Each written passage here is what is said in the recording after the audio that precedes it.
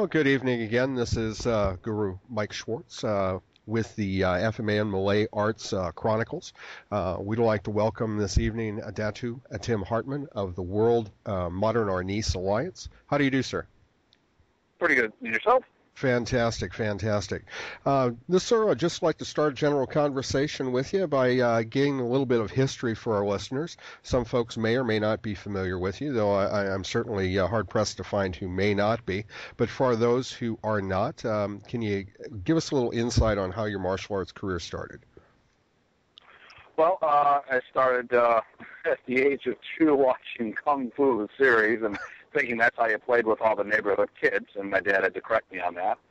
And then fast forward to getting into high school, and I started doing more backyard martial arts groups, YMCAs, that kind of stuff. And then really what happened is after I graduated from high school, I was looking and looking. All my friends were encouraging me to get into something formal, and there was a local karate school that pretty much was it for karate. You know, anybody kept swinging in through town during seminars, and then last minute a friend referred me to a school, and it just happened to be a modern Arnis club, and got involved with that, and it stuck. It was really the way I wanted to express myself in a martial aspect, and hopped on then, and I've been doing that ever since. So your martial arts career, so to speak, within the traditional quote unquote traditional martial arts was not a long period of time. I was doing martial arts in more generic backgrounds, and it was really, I tried a couple programs here and there, but I never really I never committed to a formal class. It was more of a bunch of my friends who were all doing karate or kung fu or something, and we were doing backyard training. The guys would show me this, I'd do some stuff, they'd do me some corrections. So really my first formal training was actually in the Filipino martial arts, which makes me a little different than most, because most people I find, they started in karate or something traditional or more mainstream, and then stumbled across the Filipino martial arts, and then went from there, where, I grew up in a karate town, and just when I said, all right, it's time for me to get formal training, that's when I happened to stumble across the Arnis, and, that was it. So a little different. And so who was the instructor that caught your attention at the time, and who was running that school? And if you don't mind me asking, where did you grow up?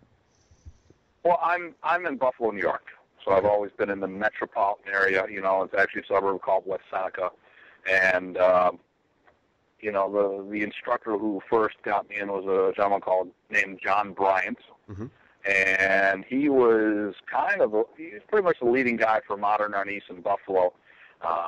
He came from an Aikido background, then went into a hybrid Kempo Arnis program, and then eventually left that and did the Arnis full time. Now, Don Zangi was the person who actually brought modern Arnis to Buffalo, and he had a hybrid. He had the system was an offshoot of Tracy's Kempo. Okay. And then when he formed his school, it was a combination of modern Arnis and that Kempo system. They blended the two together. Sure. And so is that the formal training that you followed up on was the Kempo and Arnis collaboration? No, actually, when John was teaching, he pretty much did strictly modern Arnis. It was he just stuck to the basics. Our open hand training consisted of all the strikes that would come from our forms. And Professor Presas, the late Professor Presas, I should say, the founder of modern Arnis, actually had a karate background. And a lot of Filipinos would get ranked in karate because it gave them legitimacy, because Filipino martial arts had a tendency of looking more like street fighting. Understood. So I've found quite a few Filipino masters that have master ratings in Shotokan to help get them legitimacy. But so our forms, there's definitely a karate base to them, but Professor would blend in his modern Arnis concepts and techniques into it. So our open hand component had a lot of locking and throwing, and punching and kicking would be extrapolated from the katas, for lack of a better term. And then, for the most part, what we emphasized a lot was the locks and throws and the stick work. Sure. And do you find, and just off of that for just a moment, not too much, but do you find that that which Grandmaster Remy Presas had in common with, say, someone from the Kuntao background of Grandmaster Lanyata, who also brought in somewhat of a Japanese orientation to their forms within the system? Do you think, as progenitors of those two particular groups of Filipino martial arts, or systems, if you will, do you think that was something that they felt they had to do in order to promote the art? I can't comment on how Grandmaster Lanata's case, because I haven't met him, nor have I met people from his lineage. I do know that Professor did some things as marketing. I don't. What made the thing with what was very very popular at the time was that karate was the end-all, be-all thing. Sure. People weren't doing stick fighting because people would get hurt, and they wouldn't be able to work. And even today, even though now Arnis, as the generic term for Filipino martial arts, is now recognized as the national sport of the Philippines.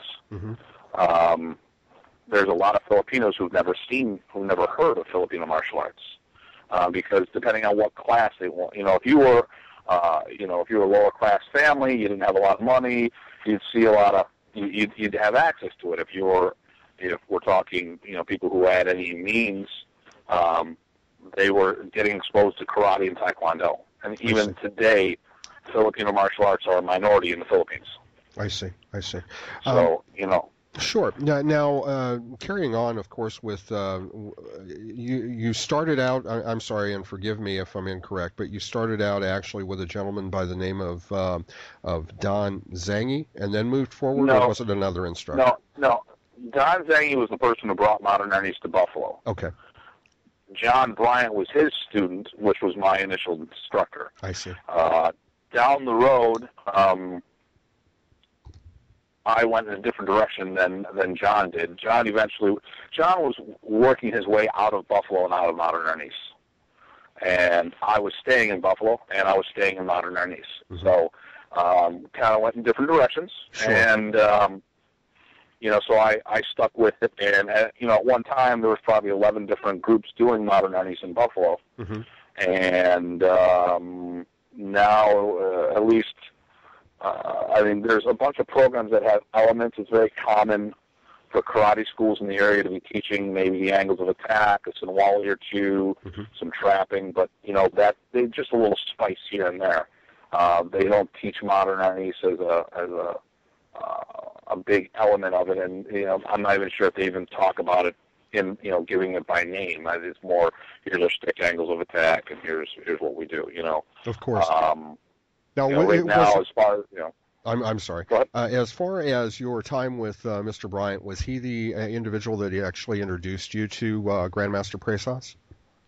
Yes. Actually, what had happened was when I walked into school, I had this weird feeling. I couldn't figure out what it was. There was some familiarity. And what it was, it turned out I had all these pictures on the walls and these diplomas, and Professor had gotten a lot of awards and stuff and gave them to John to hang up in his school.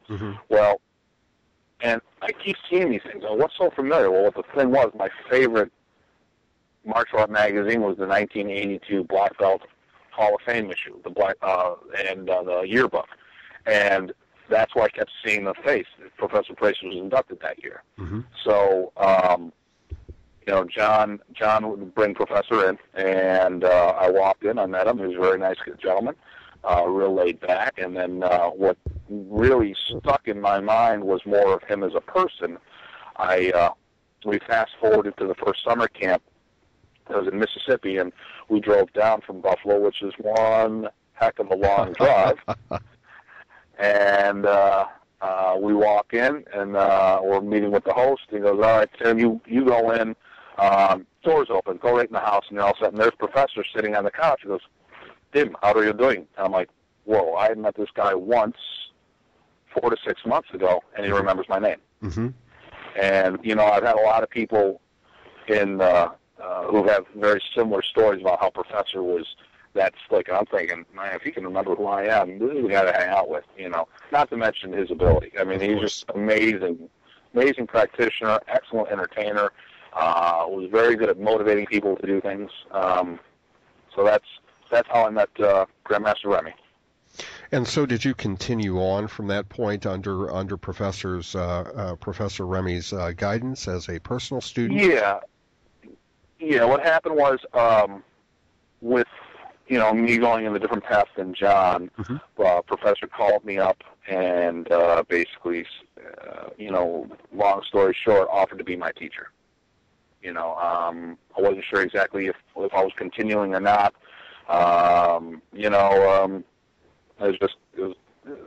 We all separate from people sooner or later, one way or another. I went one way, and Remy actually called me up and reached out to me and asked if I wanted to continue. And wow. I said, yeah. And I go, but who's going to teach me? He goes, I'll teach you. I'm like, oh. So I was a brown belt at the time because our system does use a belting system, and some Filipino systems do belts, others don't. Sure. Ours happens to do that. And, that was 85, 86, something like that. Now, at that time, I assume, or I guess I have to assume that you were the only instructor or the head instructor under Professor Remy at that time in your area. Is that correct? No. There was 11 different groups. Okay. And what I would say was probably a more accurate was, and not trying to take credit from anybody else. Of course not. I was probably, John and I didn't part on the best terms. And, so it was kind of a butting of the heads type thing, and I don't want to, so I left, and soon after he left Buffalo, but there was other people teaching modern Arnis. I would say that the more accurate statement would be that I was the only one who was teaching it maybe as a full-time system. I see. There was other people doing modern Arnis, and they were doing Taekwondo or Kempo or Karate, but I did it as a primary art. I didn't cross-train into the system. I would cross-train out of the system. Because I do other martial arts here and there, and modern Arnis is what I do, but martial arts is my hobby. So I've done a little of this, that, and the other thing, and but. So in other words, your time was, and I don't mean to interrupt, but your time was dedicated to modern Arnis, whereas other instructors may use it more as a collaborative effort in their teaching, so to speak. They were splitting their time. I think that would probably be the most accurate to say that they were, and it's not to take anything away from what they were doing. Sure. I would say that my version. And we all have our own versions of things. Of course. My interpretation may have been at the time the closest to show how Professor would interpret things. Sure. Because like the case in point, I cross-train in other systems. When no matter what I do, and as much as I can separate things, I'm always going to do it with an Arnis flair or impact or input. So, it's going to have a certain spice. When you eat food from a certain region, a certain style of cooking, they have a theme in the way they cook. And I would say that there was a lot of other people that were doing it at the time, but as far as I would probably be at the time I may have been the closest the closest interpretation of what professor was doing, Mm-hmm. not taking anything away from what anyone else was doing. Oh no, of course not, of course not. Because as we all know, when one studies any martial art, we kind of have to make it our own in order to be able to teach it, in order to be able to make our students understand it, just as I do with Serrata Eskrima. So it's not taking anything away from anyone, of course. No, and in that case, there's things that I would do. There's things that I didn't do that Professor did, because when it came to, there's certain ways, certain drills, he used certain patterns and stuff to teach certain elements. And I tried going those paths, and it didn't work for me. So I had to come up with my own way to do stuff. So, the end result may have been the same, but I just may have taken a slightly different path to get there. So, like I said, we all, there's the way, there's the art, and then there's the personal interpretation. And, there was only one Remy Presas, just like there's only one John Bryant, there's only one Don Zaghi, there's only one Tim Hartman, and, we're all going to make it our own. Of course, of course. Now, how much time did you actually spend under Professor Presas's guiding hand? Well, he took over my training in 85, 86. Okay. Mm-hmm. And he would frequent Buffalo quite a bit. He was actually talking about moving here at one time. Mm-hmm. So he'd stay for weeks at a time. And then I would try to hit the road whenever possible to catch up with him. And, my training group at the time was more of a training group than it was a school. Okay. So there was a core of, say, 5 or 6 of us, and the whole goal was to work for our black belts and the levels thereof. So wasn't the best instructor for the masses at that time. We had a very specific goal, and if you wanted to train with us, we were very upfront that we were working for our certification. Like at the time, I was only a brown belt. So, everyone knew I was very upfront, guys, you can train with us, but I'm going for my black, and I got to do what I need to do to get my creds. So, sure.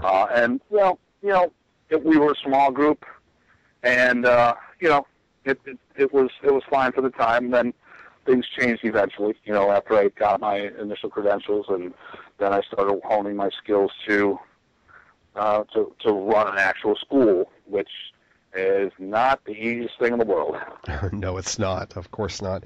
Now, back to Professor Presas's system and his particular way of propagating that the modern Arnis philosophy, as well as modern Arnis as an art. Did he envision it being a sport, a tournament type atmosphere at some point? Well, actually, funny you should mention that. In the Philippines, it was done differently in the States.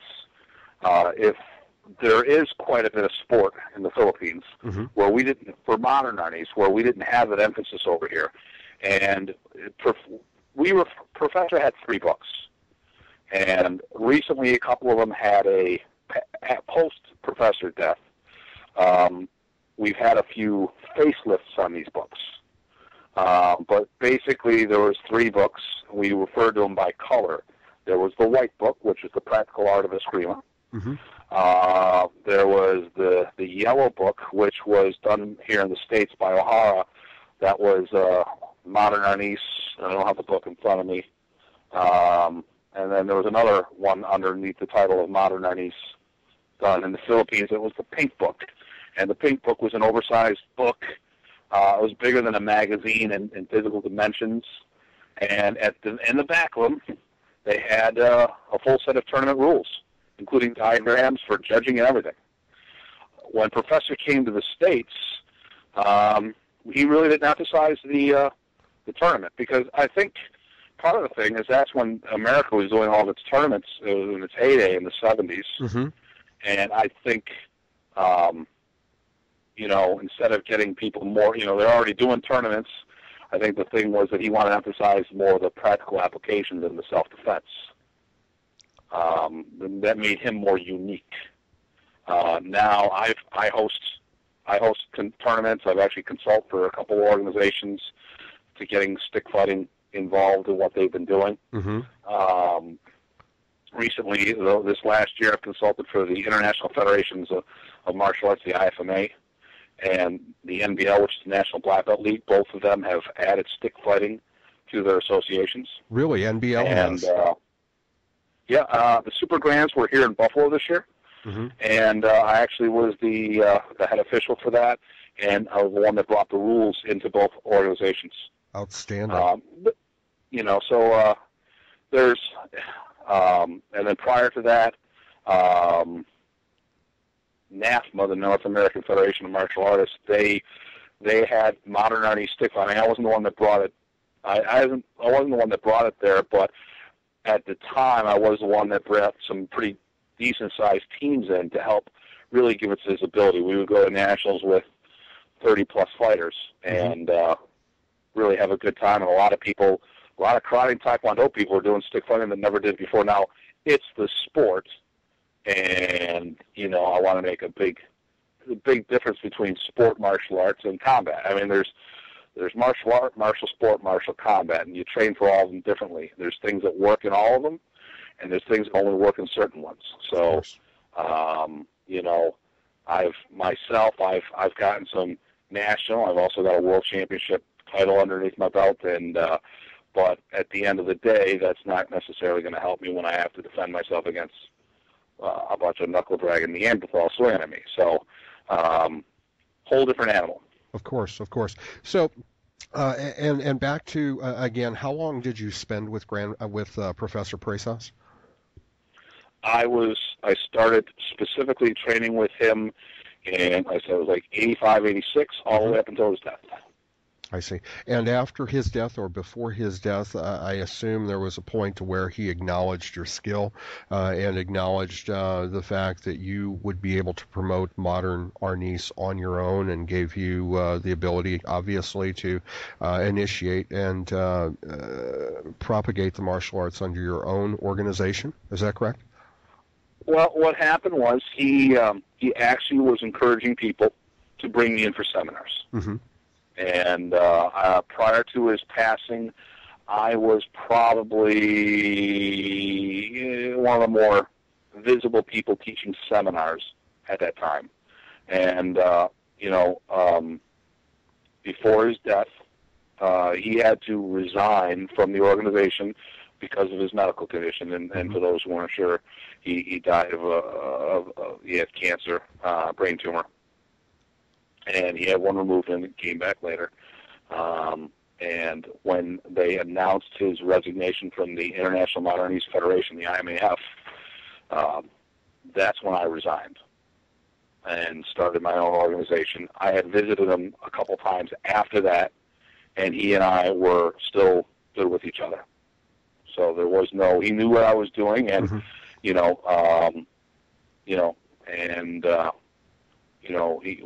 we just hung around. Professor and I had a different relationship than a lot of people. He would introduce me to his people as Anak, which in Tagalog means son. He was my father, Matatai, and he would introduce me to people, and the Filipinos would look at me funny. Sure. Well, I'm German. Don't look anything like him. And they'd like, what the, you're taller, you're lighter skinned, and and I'm practically albino, so they just couldn't see it. And, obviously it was more of a, we kind of adopted each other. Of course. And, and that was, unfortunately, when, like anything, when Professor actually said, well, Tim was like a son to me publicly, well, that kind of caused some grief. So so just some people, weren't. So I thought I was that way. I was like, well, yeah, you are, but it's different, and I don't want to take anything away from anyone. Sure. So that's why we started going with the Tagalog, because it worked a lot better. I understand. I understand, of course. So there wasn't any jealousy, so to speak, or at least any outward jealousy. To prevent it. Yeah. And prior to that, I attested at the last Michigan summer camp, which was pretty much the camp that everyone, if you were somebody in modern Arnis, you would test in Michigan. It was deep. It was the longest running camp at the time. And so when I went for my belt, you know, they were doing some videotaping, and they were all like, well, where's Hartman? And I was actually warming up, and I came on the floor, and people were trying to figure out why I was warming up and jumping around. And then, you know, one of the people asked my student, Primo, goes, Primo, what's Mr. Hartman doing? I was warming up. Is he testing? He goes, yeah. And it was like, Primo was talking. He goes, he watched the people, and it just went through the room like a fire. And I tested, and professor said it was the highest test in over 17 years. He made a big statement, and that's when I got my Datu-ship. And I was the last of 6 Datus promoted, or the title bestowed to I was the 6th one in the group to get it. Wow. And, you know, then pretty much shortly, a couple of months after that is when he got diagnosed, and then, you know, that's when he stopped teaching. Now, prior to you receiving your Datu-ship, was that when he encouraged you to form the Can-Am? Well, actually, the Can-Am was well before that. He wanted me to move into Canada, and not to physically move, but sure. Buffalo is on the Canadian border. Of course. So, you know, we were talking about a couple names. We were looking at the Great Lakes chapter of the IMAF at one time, and then we decided to go the Can-Am chapter of the IMAF. That way, it was, you know, it's for Canadians and Americans, and I ran that organization, or that chapter, I should say, and you know, and then and I was moving forward, and then Professor was starting to understand the internet. He didn't grasp it at the time. Sure. And he didn't understand what it could do. And I mean, even today, it's kind of hard to grasp some of the potential on the internet. And so, you know, I was trying to help stuff, and, you know, people, you know, and at the end of the day, when I was getting the Can-Am stuff going on, it was really to help get the Canadians involved with what's going on. And at the end of the day, you know, I would tell people, go, listen, you don't have to belong to anything. It's just there's, you know, if you're a member, we get your school on the internet. We you know, have a better presence. It's a way for you know, if you belong to something, it's nice because, you know, I actually do business consulting now for martial arts schools, and I actually was featured in the Martial Arts Professional magazine as having the largest commercial Filipino martial arts school in North America at the time. And there's a lot of things about visibility, and people want to know, you know, do you teach children? Yes, I do. And the other thing, do you belong to an association? Because if you're belonging to some form of association, your legitimacy, the perception is that your legitimacy can be checked. Sure. So, you know, and these are the kind of things that we were talking about doing. You know, we had seminar listings, all professors and everyone else's as well, if you're a part. So, you know, this is the kind of thing we were doing, but at the same token, you didn't have to belong to it to be with Professor. You know, he didn't ask for that, but he was encouraging me to do this, and, you know, he tried to encourage people to have their own little niche, you know, and, you know, at the end, there's a couple things that I would teach that others wouldn't, like the forms. That was because I did modern Arnis as a primary system, you know, I was the forms guy. I was also the knife guy. Everyone, you know, we were all doing tappy-tappy, but at the time of his active students, I was the one that was put the most time into the blade. And he liked the way I was presenting the blade and how it translated to open hand maneuvers, and how the moves could be traced into our forms. Not that it came from them, but you could actually, well, here, you've got the same movement in the pattern here. So I started becoming the knife guy, you know. So, but he encouraged everyone to have their own little niche, and whether it was the territory or teaching certain elements or whatever the case was, he encouraged all of us to do that. So primarily, your focus became upon tournament propagation as well as teaching seminar, both hand in hand, so to speak. So it was a collaborative effort with both sides of modern Arnis. I try to reach out to, my people, since I teach kids like competing in tournaments. Mm-hmm. So I've been doing tournaments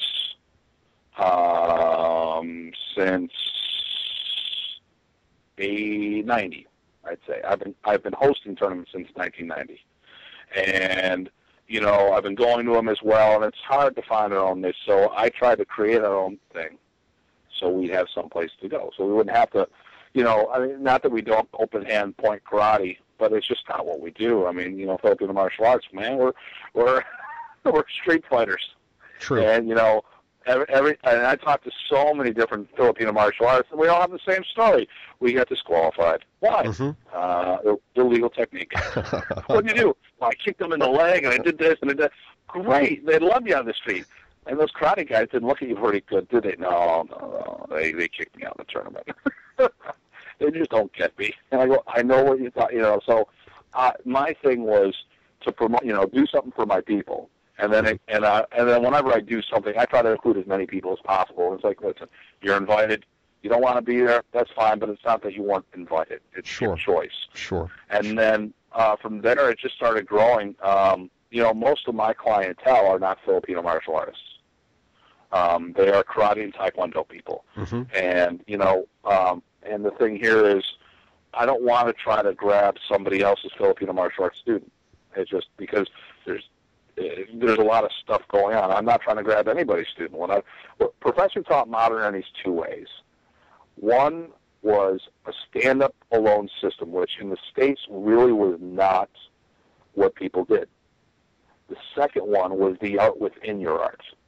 So, most styles have some form of punching and kicking. Of course. So instead of Professor teaching his interpretation of punching and kicking, he'd say, all right, you do karate, you do taekwondo. All right, I'm not going to teach you how to punch and kick. I'm going to teach you what's unique to modern Arnis. So that's our stick work and our locks and controls. And then later, as they were on board, he would slowly but surely implement the open hand trapping and striking aspects of it. Mm-hmm. But the thing here is if you already had a karate base, all right, we're just going to focus on the locks and the weapons.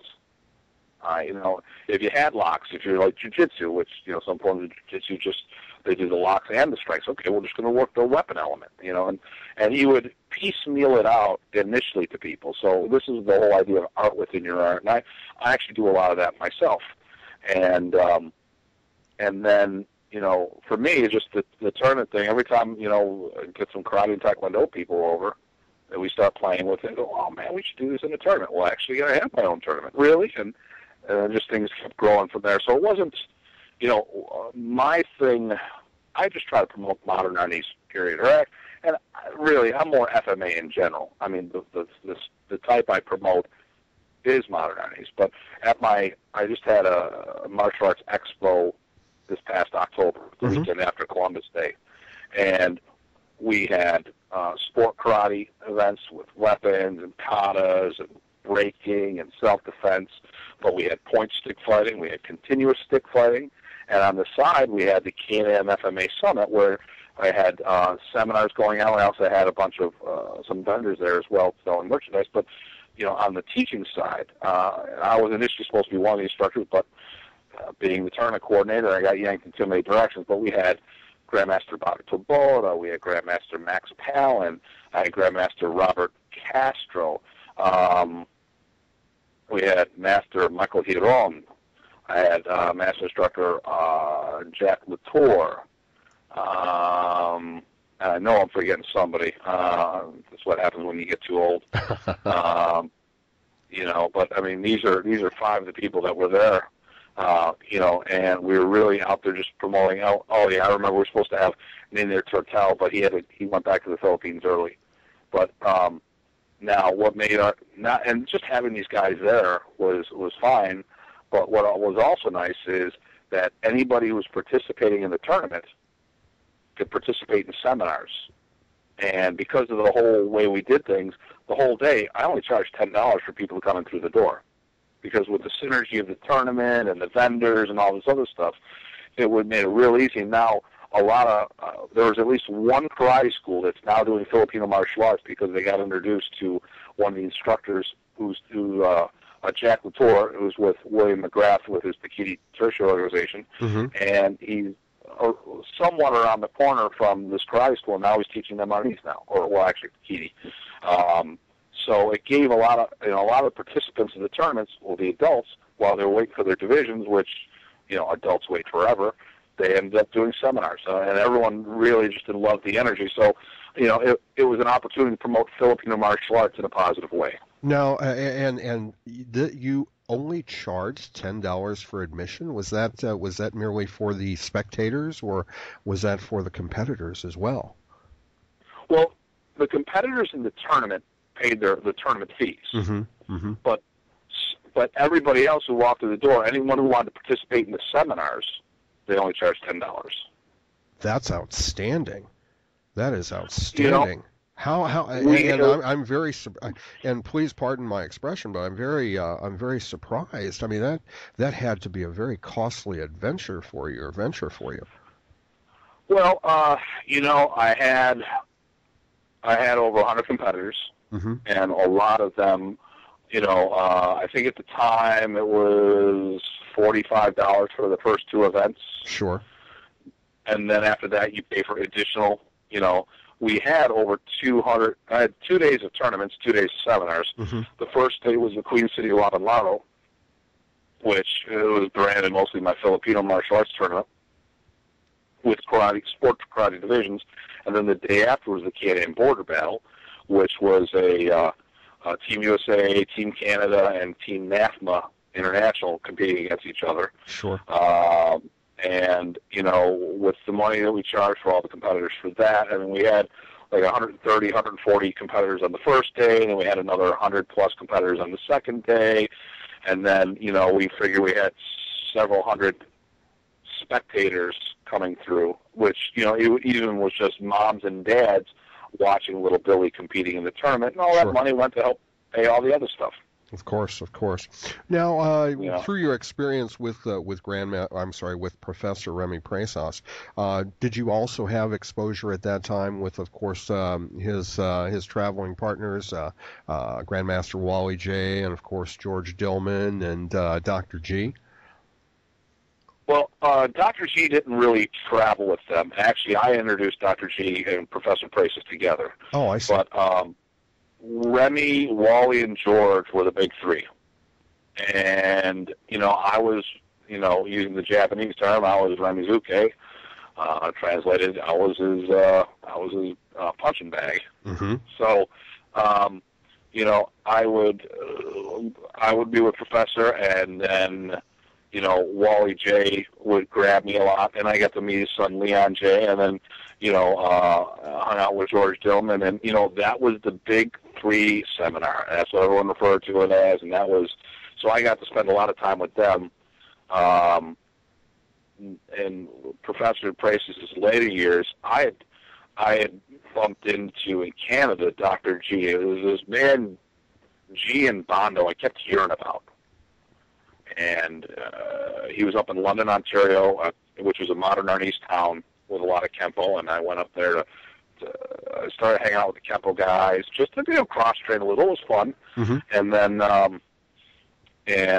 so Dr. G was at a camp as a guest instructor, and I said, all right, well, great. I've got all these magazines with him on it, and it seems this mystical martial art, because you always hear about it, but you never see it. And then, so I went up there, and I met the guy, and, hit it off real good, and then, I've known him for over a decade now, and I've been training with him, and I'm actually a master level stick fighting instructor in his system. And, but I was the one that actually put Remy and G together.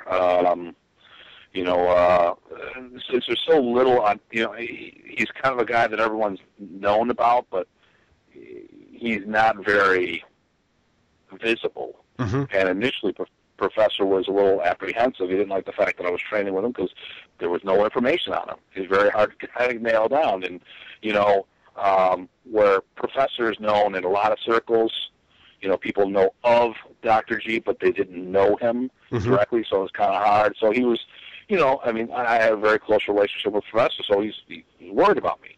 And Professor knew. I trained with so many different people, just, because I like training martial arts. Initially, he saw me cross-training, and, he was like, well, why is Tim cross-training? And then later he'd brag to people, say, you know what, listen, after today's seminar, Tim's going to Chicago to train with Dr. G. And he tried to show how confident he was so that, he's not intimidated from his students training with multiple people. Sure. So years down the road, initially, because it took him time to figure out who G was. He didn't really want to do a workshop with him because, who is this guy? And then he finally agreed to do it, and then they hit it off, and then the two of them just spent most of the time, I think, that weekend picking on me. But, it's just the two of them would go back and forth, busting my chops in a nice friend, family-type way, and it was a really good seminar, we repeated again the next year. It was great, and, Dr. G would communicate with Professor, but they never really had a huge thing. They did 2 seminars together here in Buffalo, and that was about it on the seminar circuit. They did stay in communication, but, they hit it off. Like, you would have thought they were lifelong friends. Sure. They were just up all night talking, and, So with your exposure, of course, to small circle jiu-jitsu as well as George Dillman, are you also certified in those particular arts as well? No. I do regret not getting certified through Grandmaster Wally. There's so much. Professor, most of our locks and controls are really small circle. I refer, we use Filipino terms in the school. I teach in English, but when we talk about themes, it's mano-mano week, which means, we're doing punching and kicking. It's Anya week is patterns, Kali Eskrima, they know it's stick work. But when it comes to locks and controls, even though it's small circle, we refer to it as Dumag. And, but really, we were at a seminar where the big 3 was happening, and Leon J. was there. Helping his father, and he looks up to us. Well, you guys got to help out. It's like, well, we're not jiu-jitsu guys. It's like, well, what do you do? Arnis. It's the same thing. Get out there. And, I never really did the certification, and would have loved to have done it. And we're still playing with some ideas right now. I've actually have had a couple of conversations with small circle people, and I've talked to Leon about it. I just don't, logistically, I don't know if it's going to be able to. Leon's in England, and so the small circle stuff, I know quite a bit, but I don't have the creds. But that's okay. I don't tell people I'm teaching it. I just tell you where it comes from. Sure. It's like my Balintwalk training. Unfortunately, when Professor Presas hooked me up with Ted Buat, which is, if you want to see what Balintwalk looked like as Anshan Bakan taught it, he's probably the most accurate representation of it. Bobby Tabona thinks so highly of me, he actually nominated and got him inducted into a Hall of Fame. And there's a lot of variations of Anshan Bakan's teaching. There's the group and the young group, and everyone's got their own interpretation. And, I trained with Ted, and, Remy helped open the door along with a couple other people. And the problem with that, with Nung Ted, is he says, I teach the way Anshan does. You're not allowed to take notes, no videos, and we don't give out papers. Because it's more of a fight club than anything else, so there's no credentials on that. So, wow. It'd been nice to have, at least a lineage diploma. Of course. But our whole thing was your picture went up on the wall. And I do have a picture of those pictures on the wall with the date that I started. And, the family's a very, his Balintwalk family is very small. and we all know each other, and we can all back each other when it comes to our credentials. Yes, we all studied. Yes, we were longtime students. Okay, or this person came in, but then he took time off, and yada, yada, yada. Right. But, at the end of the day, it doesn't matter whether I have the paperwork or not. It was well worth all the effort, time, and money I put into it to get the training. So that's why I look at the Wally J stuff. I got it. I got a lot of it. A lot of stuff I don't have. It would be nice to get credentials, but it's okay. Sure. So back to the Michigan Arnis camp. I believe you said it was 2000 or 2001 when you were awarded your Datu ship. Is that correct? That would be 2000. Yes. 2000. And at that time, I guess that was pretty much you were at that time the one of the highest ranking instructors within the Modern Arnis group. Is that correct? Actually, what Professor said. That I was the highest ranked black belt in the States, and it was the highest test in over 17 years. So, there were others, there was other people of the same rank that I was promoted to, but I don't know,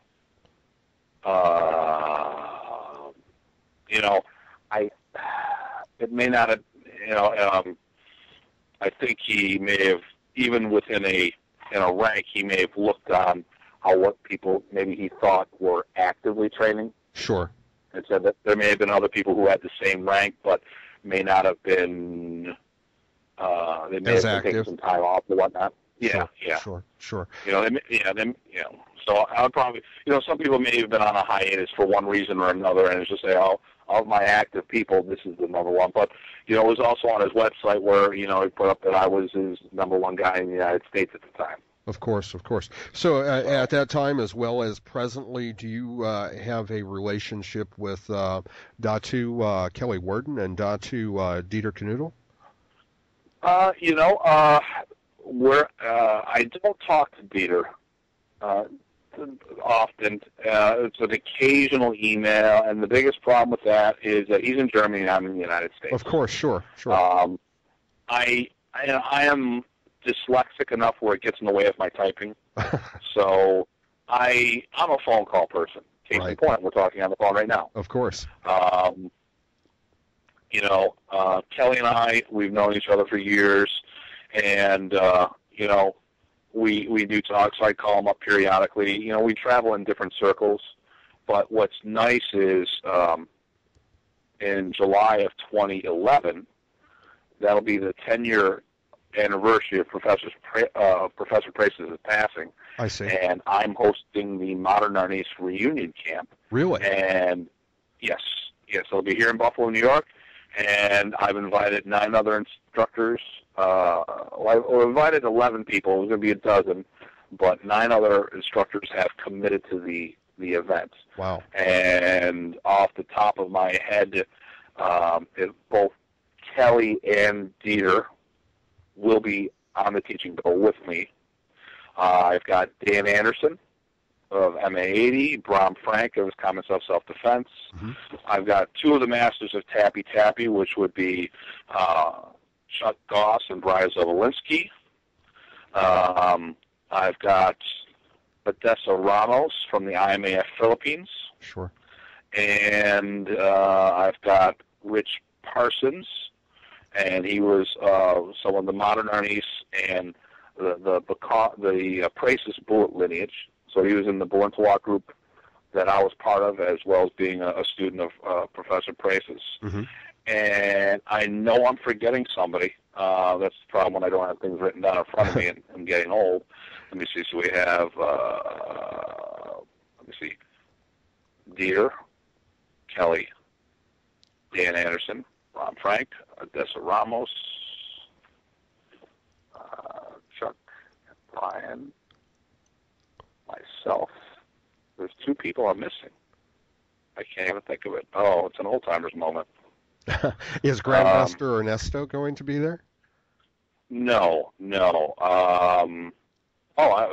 a Grandmaster Rick Manglenon. And he's a Modern Arnis and Comaton person. Mm-hmm. Now, actually, Grandmaster,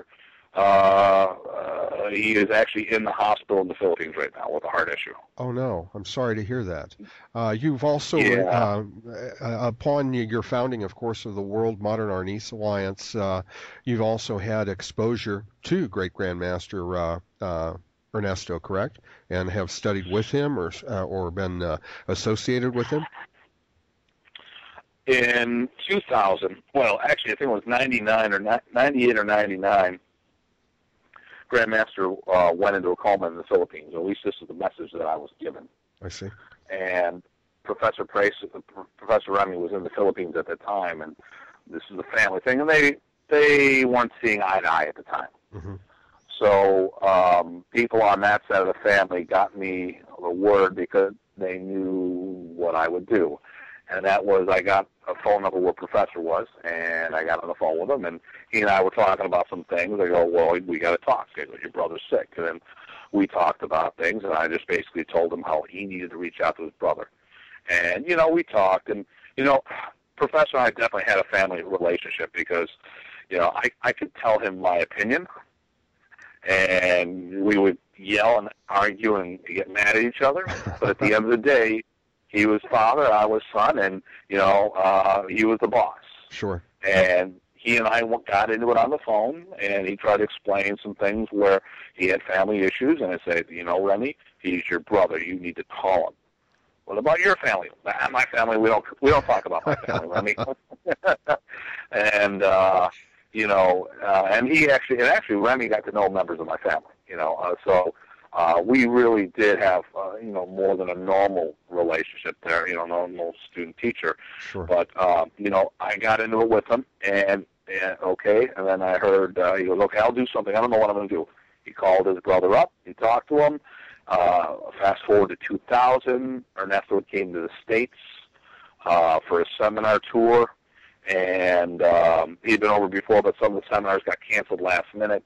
So I shot out to, like in Rhode Island or something, Maine. So I drove out there for the seminar. We met, and he's telling people how we're brothers because I got Remy to call him up. He goes, my brother and I were arguing, and Tim is the one that got my brother to call me up, yada yada yada, and we just hit it off great. Shout out to him with California. Met Rick Mangalong, who is basically the Ernesto version of me. What I am to Remy Presas. Sure. He was to Ernesto Presas, and he and I hit it off great. And I'd see Grandmaster Ernesto whenever he was in the States, but obviously I started bringing on Rick Mangalong to my camps, and then he took me to the Philippines in 2007 with him. Mm-hmm. And brought me to the Katan camp, and that's where the two of us were both promoted to ninth degree black belt in the Katan system.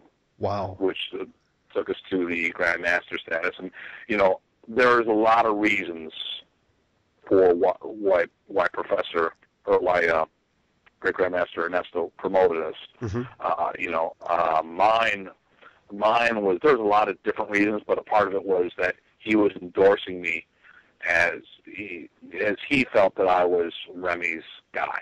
Mm-hmm. Now, that's his opinion. Sure. And, it carries as much weight as people want it to carry. Right. I don't want to say anything else. Other people are going to say that somebody else should be the rightful heir. And we're all out our own opinion on things. So, of course. It was, I got blessing from the family, and it helped make me feel a lot better about the things I was doing. Of course. So that's how I've been, doing the Katan since 2000. So you teach Katan as well as modern Arnis, or do you teach it as a blend, or do you teach it separately? Well, and I thought it was a complete different art until I started doing it. And as you went through the curriculum DVDs and stuff, and Katan is a derivative of modern Arnis. Mm-hmm. There are so many things that, Remy was the big brother. Remy taught his two younger brothers, and both Ernesto and Roberto. And, and whenever I would see Ernesto initially, I say, wow, this is a different art. I see him on the video. It's a different art. Well, he was teaching what made his system unique, not what was in common with his brother. I mean, it's all based off of the Presas family system anyways. True. So, what we did, and at the time when I met Rick Engelon, he would say, listen, Tim, when we're at the camps, because he would sit on our boards, I go, just so you know, whatever you give your guys, looking at what you're doing, I would say I would give them the same thing in combatant. So he felt that the systems, I mean, he actually is my senior in modern Arnis. He was a second-degree black belt in the late 70s. And, he didn't stop training modern Arnis, but the professor moved more East Coast because he started having a call out there for more business out on this side of the country. And, obviously on the West Coast there's a lot more Filipinos teaching than there here is on the East Coast. Of course. Okay, you had explained that regarding Grandmaster Ernesto that his system is derived more with double stick activity as opposed to Professor's method of teaching with single stick, correct? And so is that always brought out within your system and in your way of teaching? Has it changed my system of teaching? That's correct, yes. Yes, it has. I mean, it definitely works on becoming more ambidextrous. I mean, obviously in the Filipino martial arts, we try to promote working with both hands whenever possible. Mm-hmm. And with the double stick methods, it forces you down that road, whether you want it to or not. And, right. There's quite a bit of open hand elements that I've been teaching that it's in the modern Arnis, and it helps better illustrate it. I see. And we were talking a bit about that and about the development in general. As far as tournament competition, do you feel that the combatant as well as the modern Arnis kind of go hand in hand with tournament competition? I mean, when you're talking about, like we were saying with WCAF as well as with the point competition, the double stick, do you feel that double stick activity lends more to the point activity or the point tournament as opposed to the single stick? I think it is probably, it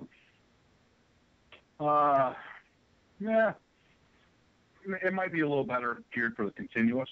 Mm-hmm. So that, mm-hmm. But I think overall, I think they both work fairly well. The problem when you start doing double stick events, you need a higher skilled referee, which is why I've always pushed the point, because stop and go is a little easier. Like I said, you can even pull a karate referee in with that. But the double stick got a lot more to look at, and but it definitely has its place. I see. And so with your time with Grandmaster Ernesto Presas, mm-hmm. did his particular system, you say, was all three brothers had developmental or have developmental differences within their system, but they all go back to the family system, correct? Yes, and I would say, what, and like I said, Remy taught his two younger brothers. Mm-hmm. And, I think at the core, all three of them kept the core pretty much the same. It's just that they each decided to express themselves in different ways and take it in a different direction. Like I said, Grandmaster Ernesto, I'd say his trademark is the double stick, where Professor's trademark is the single stick. And then, obviously, Grandmaster Roberto, I would say, for the times that I've been around him, I would say his trademark is the stick and dagger. All three can do all of it, but I think that's just the general direction of the way they prefer to express themselves. Sure, sure, sure. And you visit the Philippines quite often. Is that correct? Well, I've been there twice, and we're going back. I was supposed to go back this year, Mm-hmm. but I'm running into some scheduling issues. So we're going to be going back next April in 2011. 2011 is going to be a big year. But I go there for a few weeks at a time, and definitely a good time. It was life changing the first time I went there. First time I've gone to a third world country, and it makes me really appreciate what I have. In what ways? I mean, I was in the military, so I was in the Navy, so I had quite a bit of experience in some of the third world countries that I had exposure to, but obviously I'd never had hit the Philippines. So, I mean, is it quite different there than it is in the United States? Yeah, I mean, it's like when you're watching those commercials for raising money for third world countries. I mean, I'm watching people who are bathing themselves in the streets. Mm-hmm. I'm watching people. We're not talking one or two people living in the streets. We're talking hundreds of people living in the streets. Mm-hmm. It was just when I was in Manila. It was really humbling seeing all these lean-tos in the cities with just a couple things with corrugated cardboard or sheet metal and little lean-tos put together, and Mm-hmm. people using rope for belts, and their clothes are sizes too large, but it's the only thing they have, and I've never been exposed to that, and it definitely made me. It was an emotional roller coaster when I went to the Philippines on my first trip. I wasn't prepared for it. No one had. I was told that that's what I was going to go through, and then I went there and I just got, culture shock. Sure. So you still have a great personal relationship with great Grandmaster Ernesto and the family. I believe that you had stated that when you visit, you're able to actually visit Grandmaster Remy's final resting place to yourself as well as to fellow family members. Is that true? Yes. I see. Well, that must be a specific pleasure for you, and I guess to some degree it becomes even further saddening, though, that you realize that your quote unquote father's passing is more of a finality for you. Yeah, it is bittersweet. It's nice to have that relationship with the family that they share that with me, but of course, it still doesn't change the fact that Remy's gone, and it was definitely easier the second time around, but it's rough, and although I appreciate everything he's done for me, and it gives me the opportunity to do these things and meet his family and carry on, and it's really, like I said, it's definitely a bittersweet experience. Sure. When we were talking a bit about the tournament competition and so forth, I have somewhat of a relationship with one of the organizers of the group that actually competes at Disneyland and Disney World in the USMAF. In Darren Tabone. He actually is a individual that was a master instructor under Grandmaster Angel during his time as well, and he's done quite well with his tournament promotion. Do you feel that at some point there may be a national type tournament situation that may flourish here in the States as a result of course, groups like yours as well as his? I don't know. I would say no. I would say that you'll see more tournaments offering stick fighting, but if you look at karate associations, there's hundreds of them out there for tournaments.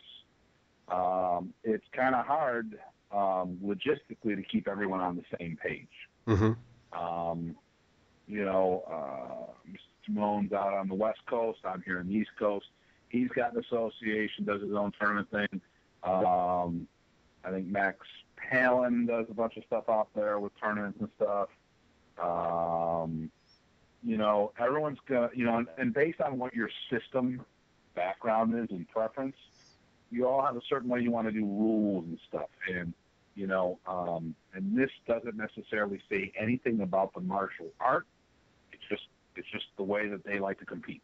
Mm-hmm. Mm-hmm. And like I said, some people like more of the point, others like continuous. Some people like more of a mixed martial arts approach to stick fighting, and you just got to find your niche. And some rules some people like, and someone say, well, if we don't like these rules, let's use these, but just change the rules for ourselves. Okay, and so. Like I said, there's a whole bunch of different karate sport leagues out there, and I think we would see the same.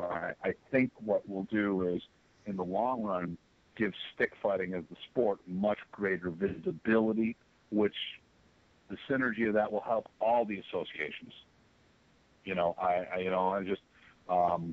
I'll relate this to a modern Arnis thing. Someone actually, an article went out on me, and there's some people squawking about it, saying, well, why him and not someone else? And it's like, but it doesn't matter. I go, what do you mean? I go, well, okay, here we are using the city of Orlando as the example. Not that there's anyone there, but I go, okay, you're here in Orlando, right? Yeah. I'm in New York, right? Yeah.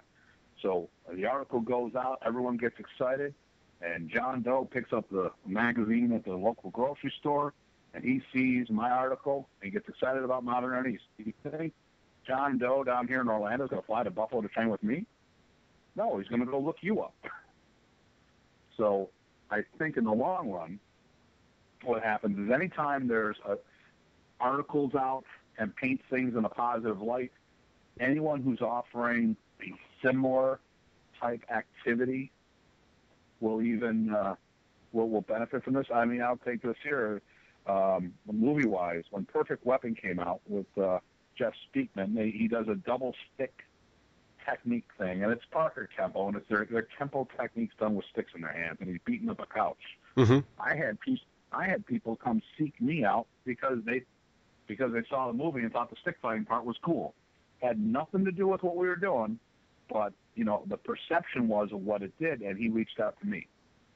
Of course. Oh, okay, great. So I think we could have that kind of synergy with stuff where we will all benefit, even though we're doing things and interpreting it differently. Sure. Yeah.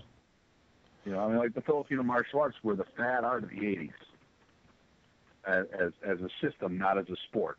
And it really went places, I think. And I think, everything goes in cycles, and I think we'll see it happen again. I think the Filipino martial arts has kept its visibility, and it hasn't died. It just it's necessarily that its growth hasn't. It's more. It might be plateauing a little bit. Do you think as progenitors of Filipino martial arts, do you think that Remy Presas, Grandmaster or Professor Remy Presas at that time, do you think he had the influence that Dan Inosanto had and has now?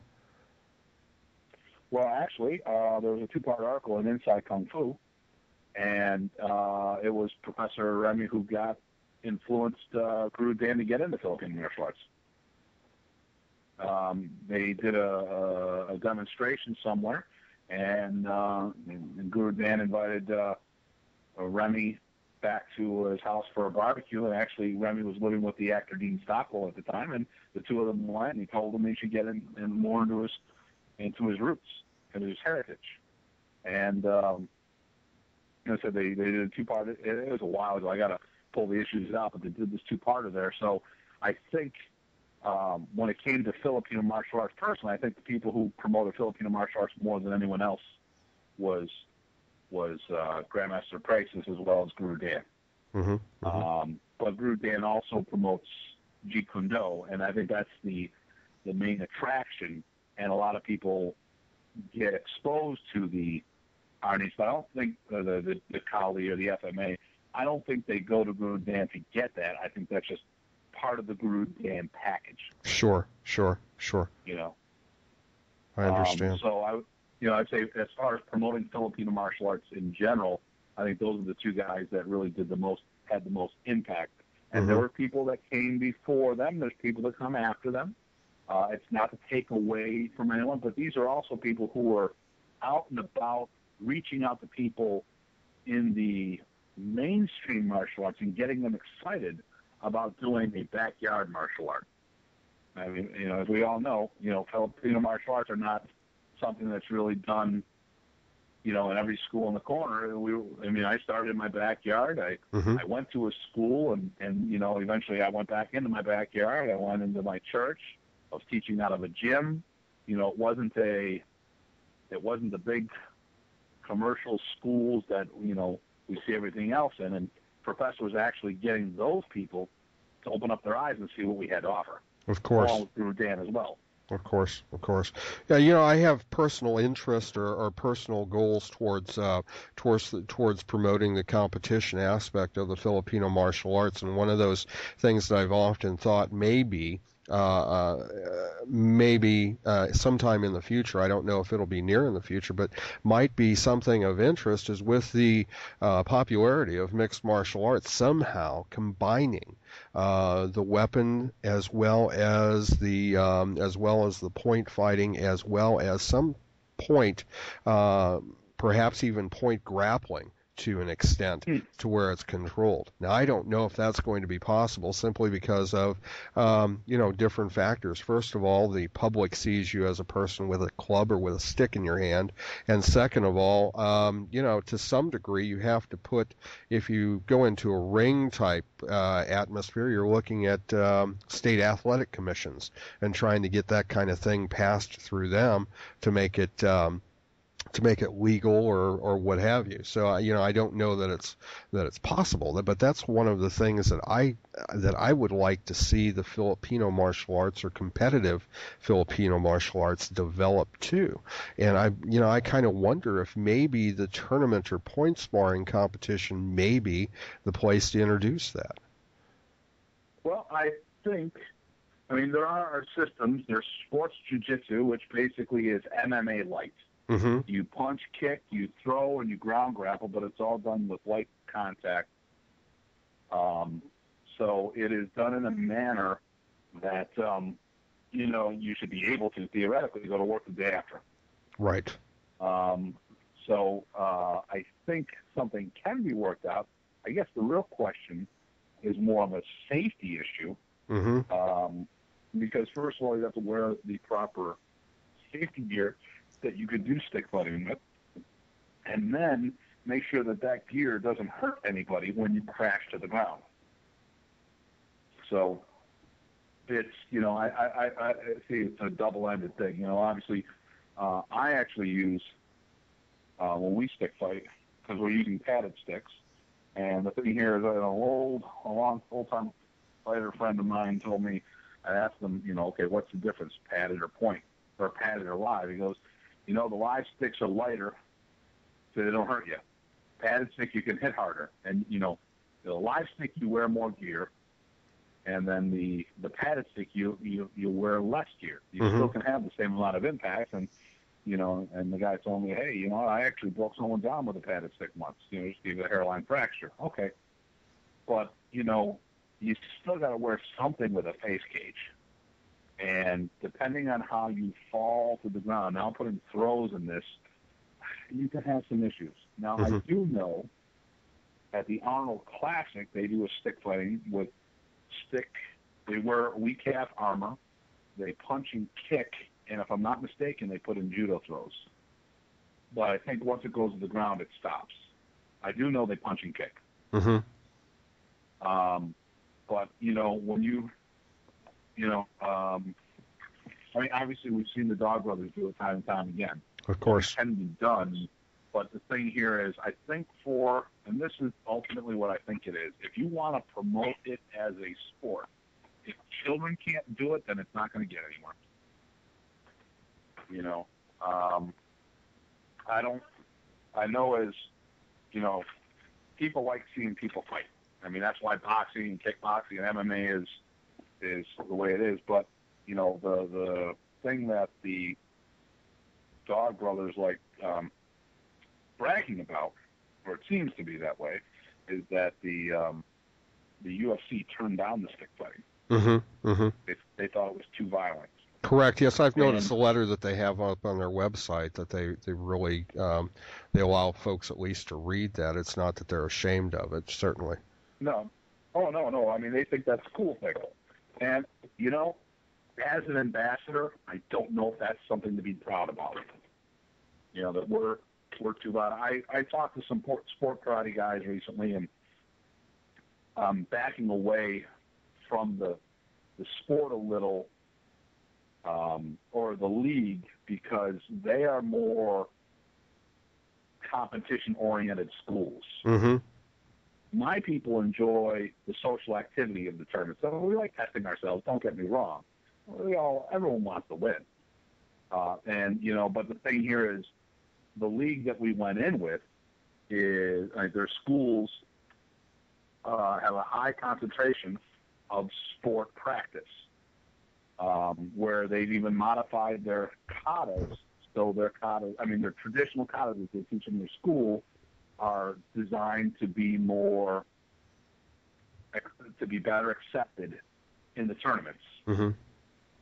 Now, and I'm not talking adding a ki. I'm talking, changing stance work and all this other stuff where the stance work may have been a certain way for a certain reason by the founders. Art school, I teach the art first and foremost. And our art is more street defense oriented.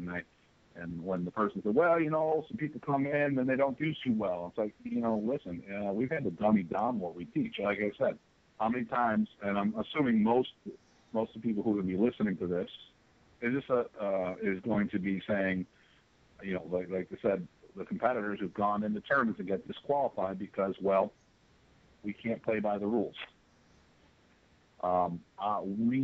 We have, it's hard for us to interact with non-Filipino martial arts because they just don't know where we're coming from. Sure. And that's what we're running into right now. Is like, I'd rather work a little more. Like I said, I promote a tournament. I've split my main tournament into two separate ones now, where I have a padded weapons tournament only in the spring, and I do point and continuous stick fighting, and we're doing point sword fighting. And then in the fall, I do my karate-based tournament, which will have point stick fighting in it as well. But my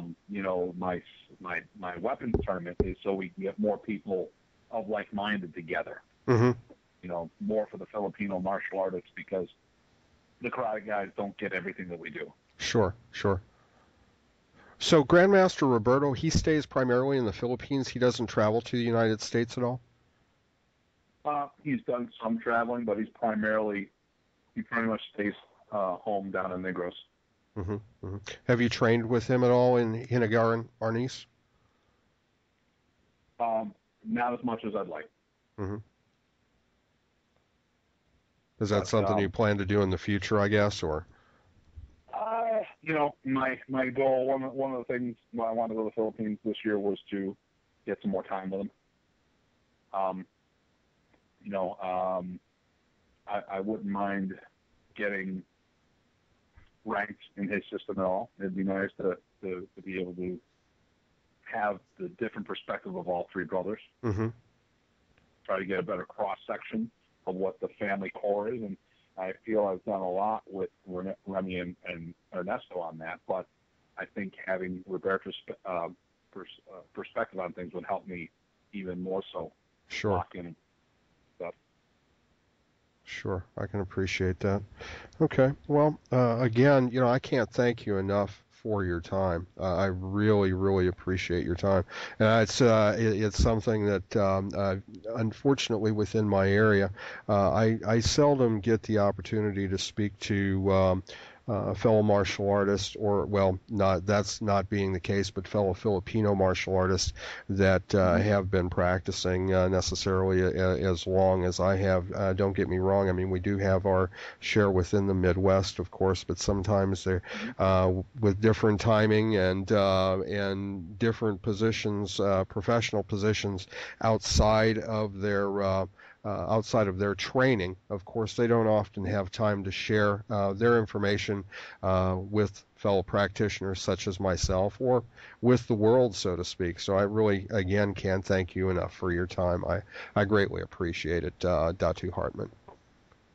Thank you for the opportunity. Not a problem, not a problem. And if I could get those, if I could get the information again, you have a gathering in June of 2011. That's a family gathering for the Modern Arnis family, correct? Oh, that would be July of 2011, yes. And again, the websites that you're on, I want to write these down real quickly. Well, the one to find me is DatuHartman.com. Mm-hmm.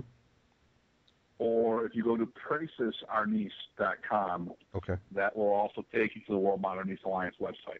Okay, fantastic, fantastic. Again, thank you so much for your time, sir. I greatly appreciate this opportunity. Very good. Thank you. Have a nice evening. Okay. Again, bye now. Okay, bye.